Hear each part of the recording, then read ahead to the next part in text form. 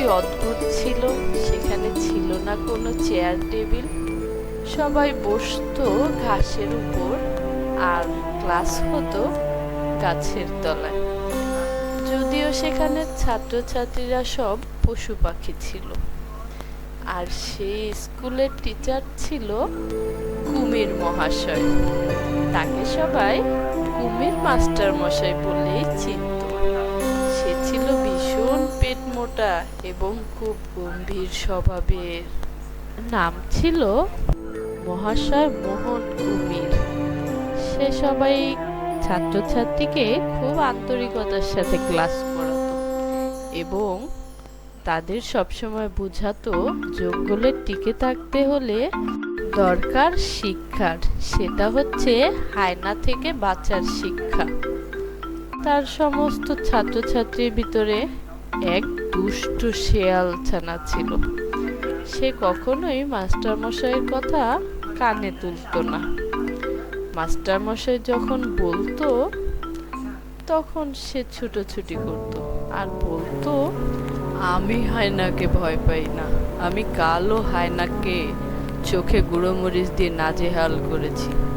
কুমির মহাশয় হেসে বলল, ভালো কথা, তবে সাবধানে থেকো, সাবধানের মাইর নেই। একদিন ক্লাস টাইমে কুমির খেয়াল করলো সবাই উপস্থিত, কিন্তু শেয়াল ছানাটা নেই। যেই ভাবা সেই কাজ, কুমির এক ছুটে গেল সেই হায়না রাস্তা নেয়। কুমির ভেবেছিল অবশ্যই হায়না হয়তো শেয়াল ছানাটাকে আটকে রেখেছে। পিছু পিছু বাকি সব ছাত্ররাও ছুটে গেছিল। গিয়ে দেখে সত্যি সত্যি ভয়ানক হায়না শেয়াল ছানাটাকে আটকে রেখেছে। শেয়াল ছানাটা বেরোনোর জন্য ছুটোছুটি করছে এবং বের হওয়ার ভীষণ চেষ্টা করছে। কুমির মহাশয় বলল, আমার ছাত্রকে কেন ধরেছ?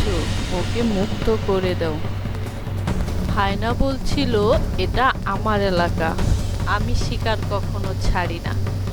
কুমিরের চিন্তা ছিল সে হায়নার সাথে শোক দিতে পারবে না, তাই কুমির বুদ্ধি করে হায়নাকে কথার জালে আটকে রেখেছিল